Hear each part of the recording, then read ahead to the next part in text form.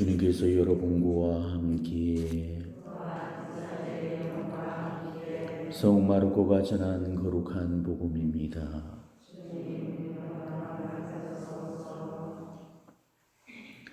그때 부활이 없다고 주장하는 사두가이들이 예수님께 와서 물었다. 스승님, 모세는 어떤 사람의 형제가 자식 없이 아내만 두고 죽으면 그 사람이 죽은 이 아내를 맞아들여 형제의 후사를 일으켜 주어야 한다고 저희를 위해 기록해 놓았습니다. 그런데 7 형제가 있었습니다. 마지가 아내를 맞아들였는데 후사를 남기지 못하고 죽었습니다. 그래서 둘째가 그 여자를 맞아들였지만 후사를 두지 못한 채 죽었고 셋째도 그러하였습니다. 이렇게 7이 모두 후사를 남기지 못하였습니다. 맨 마지막으로 그 부인도 죽었습니다. 그러면 그들이 다시 살아나는 부활 때 그 여자는 그들 가운데 누구의 아내가 되겠습니까? 7이 다 그 여자를 아내로 맞아들였으니 말입니다. 예수님께서 그들에게 이르셨다. 너희가 성경도 모르고 하나님의 능력도 모르니까 그렇게 잘못 생각하는 것이 아니냐.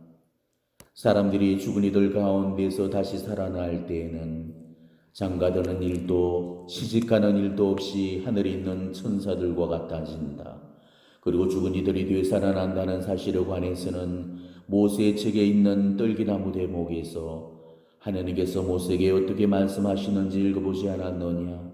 나는 아브라함의 하나님, 이삭의 하나님, 야곱의 하나님이다 하고 말씀하셨다. 그분께서는 죽은 이들의 하나님이 아니라 산 이들의 하나님이시다. 너희는 크게 잘못 생각하는 것이다. 주님의 말씀입니다.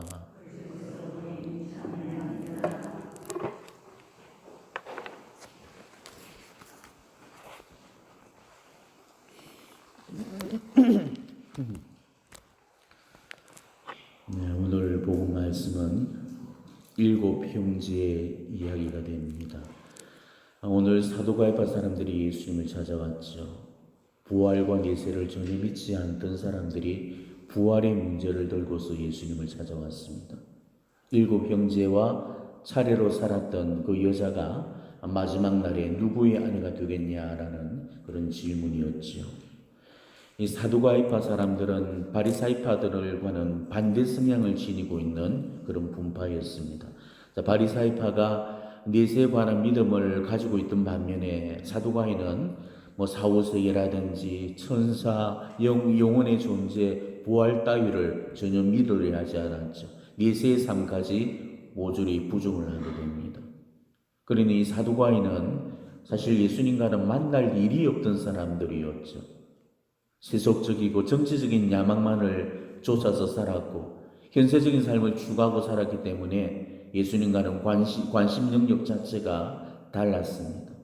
게다가 부활을 전혀 믿지도 않던 사람들인데 부활 이후에 그 삶이 궁금해서 질문을 던진다는 것은 이거는 다분히 의도된 계략이 깔려있는 거고 어떤 꿍꿍이가 내포되어 있다는 뜻이죠. 한번 생각을 해보십시오. 7 형제가 차례로 죽었다는 그 사실도 개연성이 없고요. 그 7 형제가 한 아내를 계속적으로 맞아해서 그렇게 다 죽었다는 것, 이 역시도 정말 개연성이 없는 것이죠. 그러니까 예수님을 무안을 주기 위해서, 조롱하기 위해서 바로 이 부활의 문제를 들고 나왔던 것입니다. 하지만 어쨌든 간에 이 사도가이로 인해서 우리는 오늘 내세에 관한 중요한 정보를 예수님께로부터 얻을 수가 있죠. 그들의 질문으로 인해서 예수님께서는 천국의 아주 중요한 그런 소스를 우리에게 제공을 해주셨습니다. 우리는 예수님께서 주신 그 말씀들을 토대로 해서 천국의 밑그림을 그려볼 수가 있을 겁니다. 천국이 어떤 곳이고 우리가 천국에 가면은 어떤 일이 일어날 건지 적어도 이 중요한 정보를 우리가 알고서 이 지상을 떠날 수 있다는 게 얼마나 다행스러운 일인지 모르겠습니다. 아마 여러분들도 많이 궁금하게 생각을 하셨을 겁니다. 죽음은 과연 어떤 모습으로 사라질까? 부활한 몸이란 것은 과연 어떤 모습일까?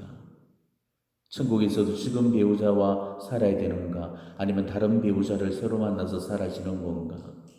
지금 내 가족들과는 어떻게 되는 걸까 등등 아마 의문점이 꼬리에 꼬리를 물게 될 겁니다. 오늘 주님께서는 바로 이런 질문들에 관한 답을 주고 계시죠. 천국을 만드시고 천국을 가장 잘 아시는 분께서 주시는 답이라면은, 그리고 그분이 거짓을 모르시는 신실하신 하느님이시라면 우리는 이 주님의 말씀을 안심하고 받아들이고 액면 그대로 믿어도 좋은 겁니다. 자, 오늘 예수님께서 말씀하신 부활 이후의 삶의 특징이 두 가지가 있죠. 첫 번째는 장가드는 일도 시집하는 일도 없다는 사실, 그리고 두 번째는 하늘에 있는 천사들과 같아진다는 사실입니다. 부활이 없다고 주장하는 사두가이들한테는 물론 받아들이기에 무척이나 곤란한 내용들이겠지만은 오늘 예수님께서 두 번씩이나 강조하신 것처럼 그들은 부활을 크게 잘못 생각하고 있었던 겁니다. 오늘날도 부활이 없다고 말하는 그런 사람들이 있죠. 그래서 죽으면은 우주로 돌아간다거나 자연으로 돌아간다고 그렇게 말을 하는 사람들이 있습니다. 예수님은 그런 사람들한테도 이렇게 말씀하실 겁니다. 오늘 예수님의 말씀 다시 한번 깊이 새겨 들으시기 바랍니다. 너희가 성경도 모르고 하느님의 능력도 모르니까 그렇게 잘못 생각하는 것이 아니냐. 너희는 크게 잘못 생각하는 것이다. 사람은 죽어 결국 사라지거나 소멸되지 않아요. 환생이나 윤회를 반복하는 일도 없습니다. 단 한 번 이 지상에 와서 80년 남짓한 그런 인생을 살고 나서 죽음으로 그 인생은 종결이 나게 됩니다. 그렇지만은 그걸로 끝나는 게 아니죠.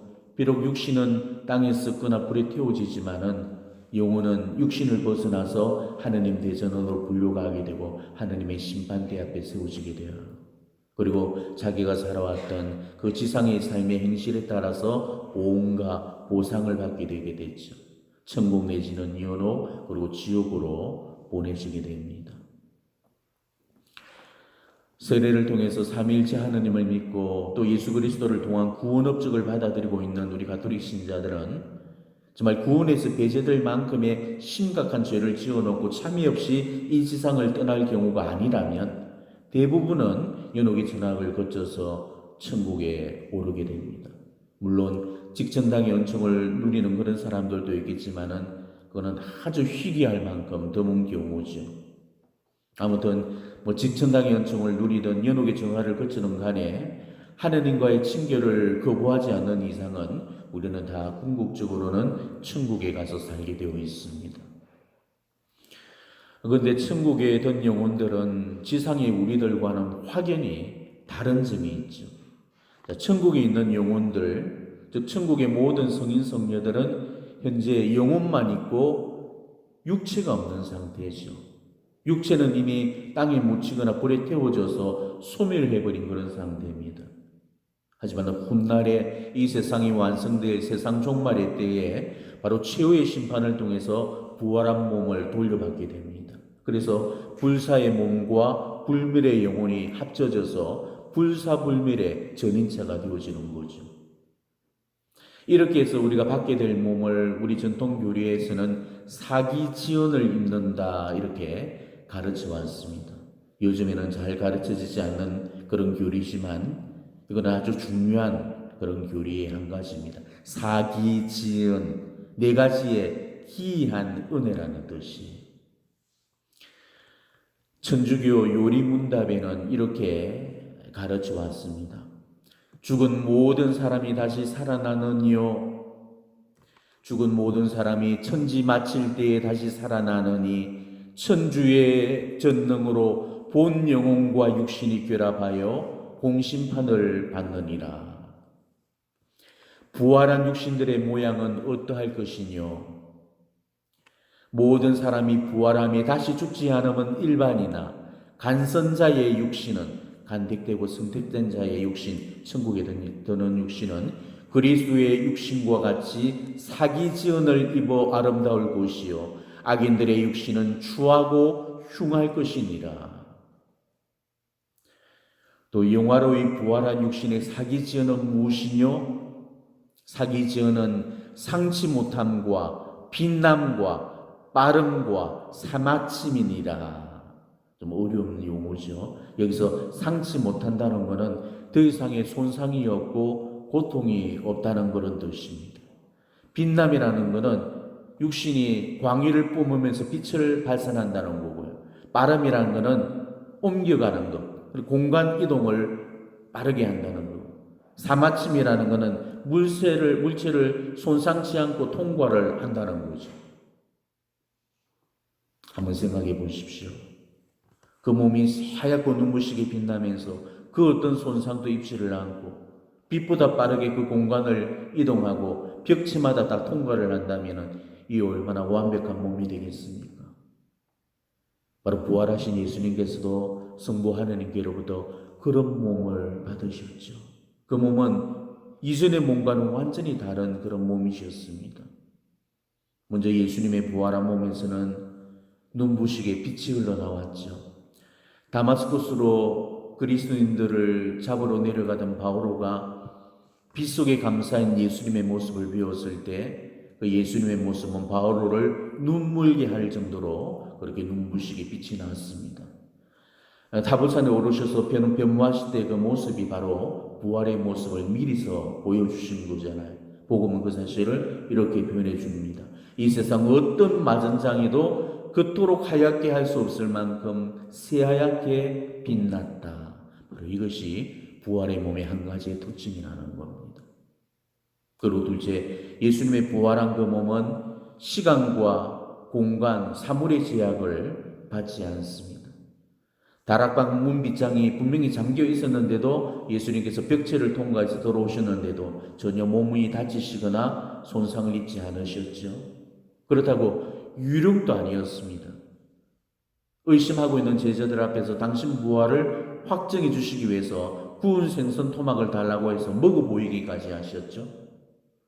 그리고 토마스가 부활을 의심했을 때 예수님께서 나타나셔서 만져보라 하시면서 당신의 손과 발과 옆구리를 만지도록 허용을 해주셨습니다. 마치 유령이나 혼백 같으면서도 동시에 음식을 먹을 수도 있고 만져지기도 하고 또 앞에 놓인 장애물을 마음대로 통과해버리는 그런 몸, 이런 것들은 죽기 이전의 몸에서는 일어날 수가 없죠. 부활의 몸일 때만 바로 가능한 일입니다. 또 예수님께서는 부활하신 다음에 동해 번쩍 서해 번쩍 여기서 저기로 제자들을 찾아다니면서 부활하신 당신의 모습을 보여주셨죠. 시간의 제약 없이 이동이 가능해졌던 겁니다. 이게 부활한 몸입니다. 어떻게 이런 일이 있을 수 있냐고 물을 필요는 없습니다. 이미 머리이신 예수님께서 바로 그 몸을 받으셨기 때문에 그분의 신비체의 지체인 우리들도 부활한 다음에 바로 그 몸을 받게 되어 있습니다. 우리도 언젠가는 바로 이 부활의 몸을 받는다는 것.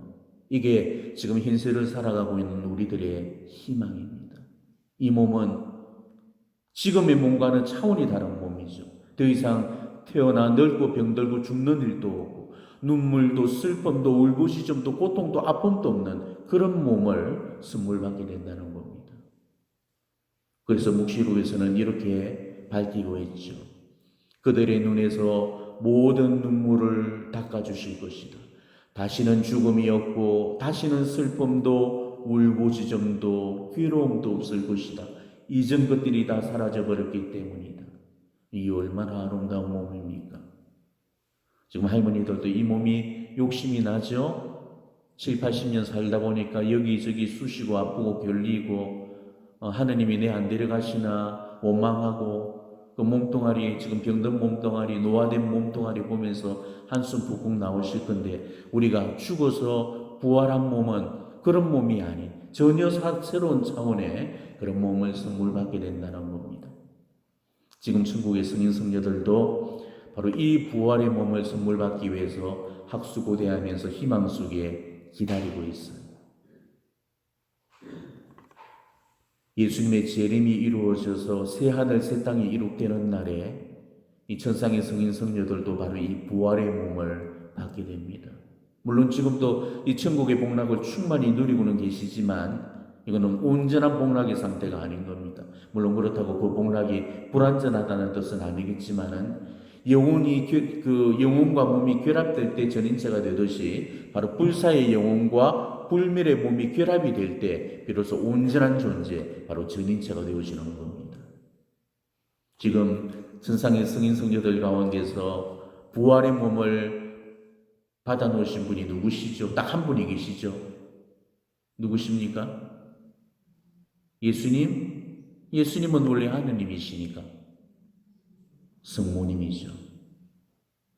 성모님의 몽소성천, 육신의 손상 없이 그대로 천국에 올라가셨잖아요.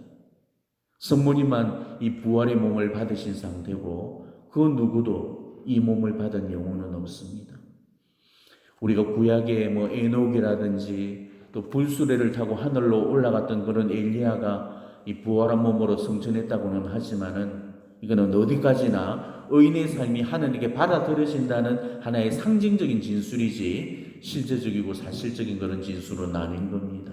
예수님이 오시기 전에는 천국 문이 굳게 닫혀 있어서 아무리 의인이라 해도 천국에 들 수가 없었고 의인이 들어가는 고성소에 예수님을 기다리면서 머물러 있어야만 했거든요.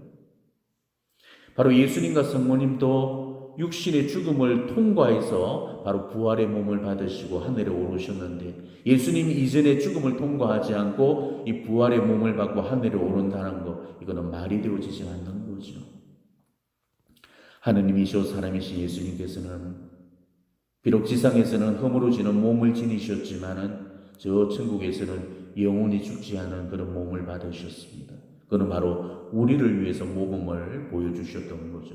그분 지체인 우리들도 언젠가는 바로 그 몸을 가지게 될 거라는 것을 예비를 하고 있습니다.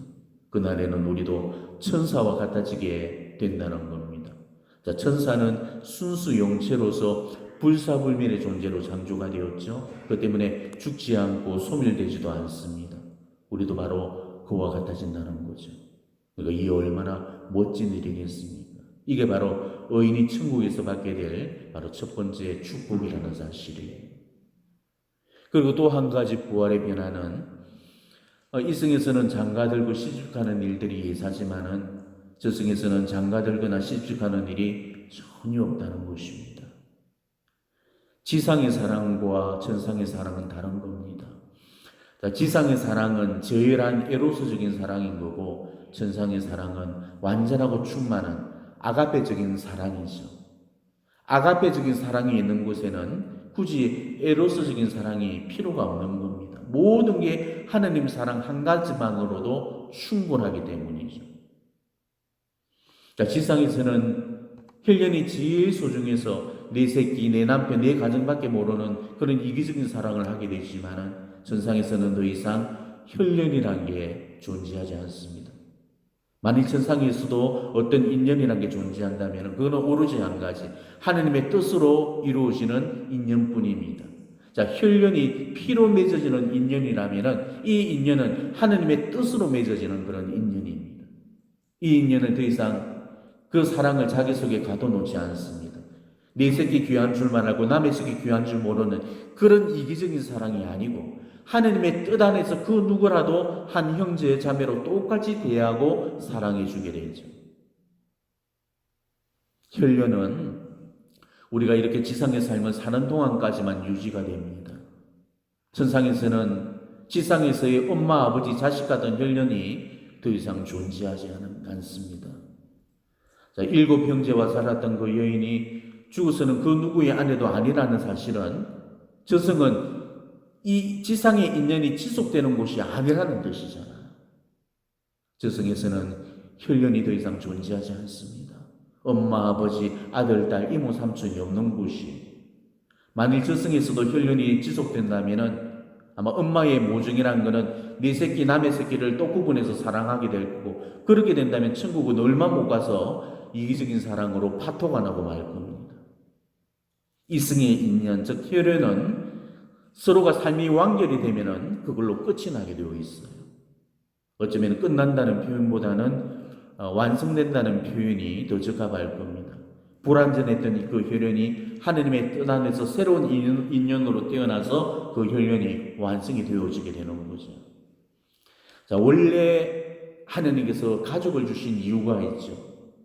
서로가 서로한테 도움을 주고받음으로써 이 지상의 삶을 서로 돕도록 하셨고, 그리고 천상생명에 이르도록 서로에게 함께 협력을 하셔서 천국까지 오라고, 그래서 그 가족을 붙여주신 겁니다. 이게 지금 우리가 지금 맺고 있는 가족의 의미예요.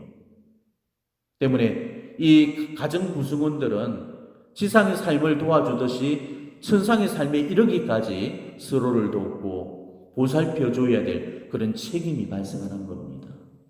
모든 가족 구성원들이 지상의 삶을 끝내고 다들 저승세계가 확정적으로 결말이 나게 되면 그걸로 이 세상 인연은 종결이 되게 됩니다. 그렇기 때문에 이 가족은 지상을 살 때만 의미를 가지게 되는 겁니다. 우리 가족이 다 함께 천국에서 지복의 영광을 누릴 수도 있겠지만은, 안타깝게도 어머니는 천국에 계시는데 아버지는 지옥에 떨어지는 그런 경우도 있을 거예요. 자, 이런 경우 어머니, 아버지 두 사람은 삶의 궁극적인 완성이 이루어진 상태죠. 자, 천국과 지옥이라는 것은 그 사람의 인생의 완성을 의미합니다. 물론 천국은 궁극적인 완성이고 지옥은 파국적인 완성이지만은 그걸로 그 존재는 자기 삶을 완결하게 되고 더 이상 바꾸거나 번복하지 못하는 겁니다. 왜냐하면 천국과 지옥은 잠정적인 장소가 아니고 번복이 불가능한 확정적인 장소이기 때문입니다. 그렇기 때문에 두 사람 모두가 천국, 지옥이라는 그 삶이 완결이 되어서 두 사람의 인연은 그걸로 끝이 나게 되는 거예요. 그렇지만은 또 천국과 지옥과는 달리 연옥이나 지상의 경우는 이 완결된 상태가 아니고 잠정적인 상태이기 때문에 지상의 인연이 종결이 되지 않아요. 예컨대 만일 어머니는 지금 천국에 계시고 아버지는 지옥에 떨어졌고 큰아들은 죽어서 연옥에 있고 작은 아들은 이승을 살고 있다. 우리가 이렇게 한번 가정을 해보십시다. 자, 천국에 있던 엄마하고 지옥에 있던 아버지는 그걸로 그 삶이 완결이 되었기 때문에 그 어머니, 그 아버지는 부부로서의 세상 혈연도 이제 종결이 되어지게 되는 겁니다. 그렇지만은 한쪽은 삶이 완결되었는데 나머지 한쪽이 잠정적인 그런 상태라면은, 예컨대 천국에 있던 그 어머니와 연옥에 있는 큰 아들의 경우나 혹은 천국에 있던 어머니와 지상을 살고 있는 작은 아들의 경우는 통공의 원리가 적용이 되게 됩니다. 어머니는 천국에 들었기 때문에 삶이 완결이 되었지만은 자식들은 지금 지상이나 연옥에 머물러 있기 때문에 아직 삶이 완결된 상태가 아니거든요. 천국에 가거나 지옥에 떨어져야만 그때 비로소 삶이 완결이 되는 겁니다. 그렇기 때문에 그 어머니와 자식은 혈연이 끝나지가 않는 거죠. 가족으로서 서로 돕고 도와줄 의무와 책임이 아직은 발생하는 겁니다. 곧 연옥에 있는 큰아들이 연옥 증화를 끝내고 천국에 오를 때까지는 어머니와 그 자식의 혈연 관계가 유지가 되죠. 그렇기 때문에 천국에 계신 어머니는 열심히 그 연옥의 자식을 위해서 기도해 주면서 천국에 오를 때까지 통공으로 도와줄 수가 있는 겁니다. 그래서 그 큰아들이 천국을 올라서 엄마하고 그 큰아들 두 사람이 다 천국에서 만나져서 그 삶이 완결이 되면은 두 사람 사이는 더 이상 혈연으로 존재하지 않는다는 거죠. 천국에서 하나님의 뜻 안에서 새로운 인연으로 그렇게 탄생을 하게 된다는 겁니다. 자, 그렇다면은 천국에 있던 엄마하고 지상을 살고 있는 작은 아들의 경우는 어떻게 되겠습니까? 지상에 사는 작은 아들이 죽어서 진로가 어디를 향하느냐에 따라서 또 달라지게 되겠죠. 자, 작은 아들도 이 지상의 삶을 끝낸 다음에 그 행실에 따라서 천국이나 영이나 지옥으로 보내질 겁니다. 자, 이때에도 세 가지의 경우의 수가 존재하게 되죠. 만일 자식이 곧장 천국에 든다면은 그 어머니와 자식은 둘 다가 천국에서 만나져서 두 사람이 다 삶의 완성을 이뤘기 때문에 그걸로 이 세상 혈연도 끝이 나게 되죠. 그런데 만일 자식이 연옥에 머물게 된다면은 어머니는 열심히 통공을 발휘해서 둘째 아들이 천국에 오를 때까지 천국에서 기도와 전구의 끈을 놓지 않을 겁니다. 그래서 언젠가 이 둘째 아들도 연옥 부속을 다 치르고 천국에 들게 되면은 그때는 두 사람 모두가 그걸로 이 세상 인연이 끝나게 되고 천국에서는 바로 하느님의 뜻 안에서 지상의 인연과는 전혀 차원이 다른 그런 새로운 인연으로 만나지게 된다는 겁니다. 그리고 세 번째, 만일 자식이 지옥으로 떨어진다면 어머니는 이미 궁극적인 완성을 이뤘고 작은 아들은 파국적 완성을 이뤘기 때문에 그걸로 이승의 인연은 종결이 되는 겁니다. 물론 제가 보다 쉽게 이해를 시키기 위해서 이런 식으로 설명을 드렸지만은 이것을 하나의 공식처럼 그렇게 생각해서는 안 됩니다. 공식으로 다 설명할 수 없는 그런 여지가 있기 때문이죠. 우리는 지상을 사는 동안 정말 내 가족을 위해서 기도해 줘야 되고, 누가 먼저 지상을 떠나더라도 남아있는 가족들이 기도를 해줘야 됩니다. 우리는 하나님께서 우리에게 허락하신 이 위대한 선물인 이 통공의 삶을 실천해서 정말 서로가 서로에게 도움을 주고받을 수 있어야 되는 겁니다. 지금 우리 가족들이 모두 천국에서 만나진다면 얼마나 좋겠습니까? 그렇지만은 너무나 많은 사람들이 멸망의 길을 가고 있고, 대다수가 그 연옥을 필요로 하고 있고, 극소수의 사람만 죽어서 곧바로 천국에 오르게 되죠. 그러니 이 얼마나 기막힌 슬픔이겠습니까? 냉담하고 있는 네 새끼들, 지금 하느님 모르고, 하느님 무서운 줄도 모르고 사는 외인 남편, 지금 그들 영혼의 진로가 어디를 향하고 있는가를 한번 보시기 바랍니다. 만일 이렇게 계속되다가, 만일 이렇게 방치하다가 정말 내 새끼의 영혼을 잃어버린다면, 내 남편의 영혼을 잃어버린다면 이 얼마나 통탄에 맞지 않을 슬픔이 되겠습니까? 우리는 적어도 정말 내 가족의 영혼의 멸망만큼은 막아야 됩니다. 그게 정말 기도하는 영혼들이 신성한 의무입니다. 사랑하는 가족의 영혼을 위해서도 기도하지 않으면서 무슨 기도를 한다고 말을 할 수가 있겠습니까? 오늘 주님께서 가르치는 부활 공부를 통해서 우리가 정말 깨달아야 될 천국의 가치가 있습니다. 이 성에서 그렇게 중요하게 여기던 가치들이 저 성에서는 하나도 중요하지 않다는 사실이죠. 이 성에서야 우리가 먹고 마시고 사고 팔고 시집 장가 가는 일보다 더 중요한 일이 어디 있을까마는, 천국은 이 중요한 가치들이 아무런 의미가 없다는 사실입니다. 지상에서는 결혼 생활과 의식주를 빼고 나서는 이 세상 삶을 논할 수가 없지만, 천국에서는 이런 세상적인 가치들이 아예 의미가 없다는 것이죠. 만일 우리들이 천국에서 만나신다면 우리는 지금처럼 세상적인 것들을 이야기한다든지 돈벌이며 성계며 재물 따위의 그런 속설고 저열한 이야기는 피하게 될 겁니다. 왜냐하면 그런 것들은 이 천국에서는 아무런 의미가 없기 때문이죠. 천국은 단지 지상의 삶을 옮겨놓은 지상 삶의 연장선상에 있는 곳이 아닙니다. 가면 가고 말면 그만이고가 아니죠. 반드시 가야 될 곳입니다. 이성과는 완전히 다른, 우리 인간의 언어로는 형용할 길이 없는 곳, 바로 하나님이 계신 곳, 그곳이 바로 천국이죠. 그래서 요한복음은 이렇게 노래합니다. 보라, 이제 하나님의 거처는 사람들 가운데 있다. 하나님께서 사람들과 함께 거처하시고 그들은 하나님의 백성이 될 것이다. 하나님 친히 그들의 하나님으로서 그들과 함께 계시고 그들의 눈에서 모든 눈물을 닦아주실 것이다. 다시는 죽음이 없고 다시는 슬픔도 울부짖음도 괴로움도 없을 것이다. 이전 것들이 사라져버렸기 때문이다. 다 이루어졌다. 나는 알파이며 오메가이고 시작이며 마침이다. 나는 목마른 사람에게 생명의 샘에서 솟는물을 거저주겠다. 승리하는 사람은 이것들을 받을 것이며 나는 그의 하나님이 되고 그는 나의 아들이 될 것이다. 이게 바로 우리가 미국에 죽어서 가야 갈 그 천국의 모습입니다. 그렇다면 우리는 이 세상적인 가치들을 위해서 고공분투하며 살아야 될 하등의 이유가 없는 거죠. 돈과 재물과 가정과 내 목숨까지, 정말 이 생에서 내가 목숨처럼 끌어안고 지켜왔던 것들이 부활한 다음에는 하나도 내 것이 되지 못한다는 것을 아셔야 됩니다. 오늘 7 형제를 보십시오. 부활한 다음에 그 누구도 자신의 아내를 제 것으로 취하지 못하지 않았습니까? 제 아내도 제 것이 아니라면 자기 자신도 제 것이 아니라는 소리고 그 무엇도 제 것이라고는 없다는 소리잖아요. 그러니까 천국은 소유가 없고 오로지 공유만이 있을 뿐이라는 것을 지금 입증해 주고 있는 겁니다. 모든 것이 내 것이라고는 하나도 없고 오로지 우리 것만이 존재하는 공유의 세계.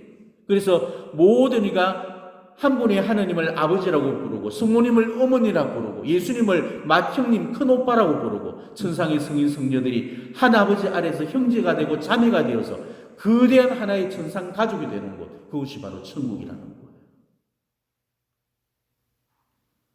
마지막까지 제 것을 버리지 못하고 소유만을 원하는 사람은 결국 천국에 들지 못해요.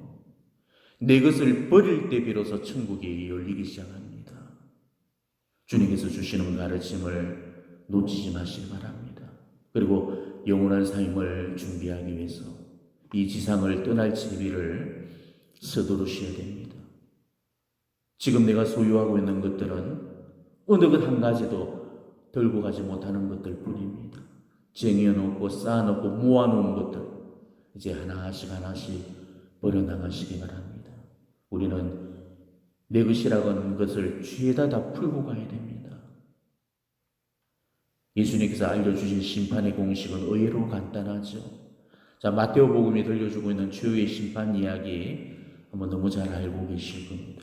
여기 있는 보잘것없는 형제 하나에게 해준 것이 곧 나에게 해준 것이고, 여기 있는 보잘것없는 형제 하나에게 해주지 않은 것이 곧 나에게 해주지 않은 것이다 라는 이 말씀, 이게 내 심판 때도 그대로 적용되는 심판의 원리라는 것입니다. 그러니 모아놓고 쌓아둔 만큼 저승에서는 그 죄벌이 쌓이게 될 거고, 내가 나누고 베풀어 준 만큼 천국의 상급이 나에게 베풀어 줄지일 겁니다. 그러니 마지막 남은 내 이 몸뚱이 하나마저도 온전히 벗는 날까지 우리는 열심히 나누고 베풀고 버리도록 해야 됩니다. 천국에서 다 보상받고 천국에서 하느님과 영원히 함께 살 그런 복된 순간만을 생각하시고 나머지 욕심들은 다 내려놓도록 하십시오. 그동안 나는 얼마나 혈연에 묶여서 내 가족밖에 볼 줄 모르는 그런 이기적인 사랑만을 해왔는가를 성찰해 보시고, 내 사랑이 이 지상적인 사랑이 아니라 천상의 사랑을 향해서 열려질 수 있도록 오늘 새로운 결심을 굳히시면서 이 미사 드리시기를 바랍니다. 아멘.